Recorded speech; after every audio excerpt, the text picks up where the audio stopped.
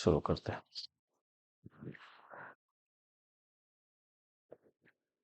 Hello दोस्तों, मैं अभिषेक राय आपका हार्दिक स्वागत करता हूं हम अपने यूट्यूब चैनल पर। आज एक नए टॉपिक के साथ शुरू करते हैं।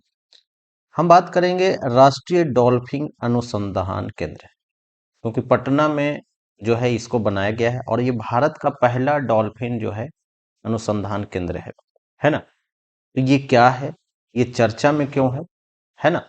और डॉल्फिन के बारे में हम कुछ जानकारी और लेंगे। क्लियर है? तो यही चीजें के बारे में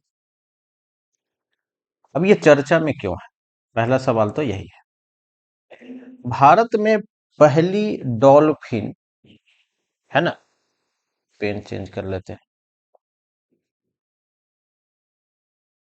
पहली डॉल्फिन अनुसंधान सुविधा, है ना, राष्ट्रीय डॉल्फिन अनुसंधान केंद्र का उद्घाटन बिहार के पटना में किया गया है। क्लियर? और इसका उद्देश्य क्या है?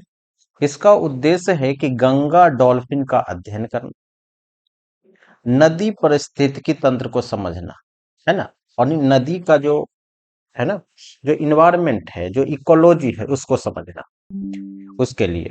दूसरा है कि यह पटना विश्वविद्यालय परिसर के भीतर गंगा पर स्थित है ना, यानी पटना विश्वविद्यालय में के जो अंदर है इसको बनाया गया है। अगर आप डॉल्फिन के बारे में बात करेंगे तो डॉल्फिन जो है वो क्या है, ये है ICUN। ICUN, आपको पता है कि अगर कोई भी फ्लोरा और फौना कि अगर कुछ भी चीजें क्या है, अगर उसके अस्तित्व पर खतरा है तो ICUN एक लिस्ट निकालता है और उसमें डॉल्फिन को कहाँ रखा है, लुप्त प्राय यानी इंडेंजर स्पीसीज के अंतर्गत रखा है। उसी टाइप से कि एक है वन्य जीव अधिनियम 1972 के अनुसूची 1 में रखा गया है। अनुसूची 1 का मतलब है कि यदि इसको कोई व्यक्ति मारता है तो उसके ऊपर केस हो सकता है।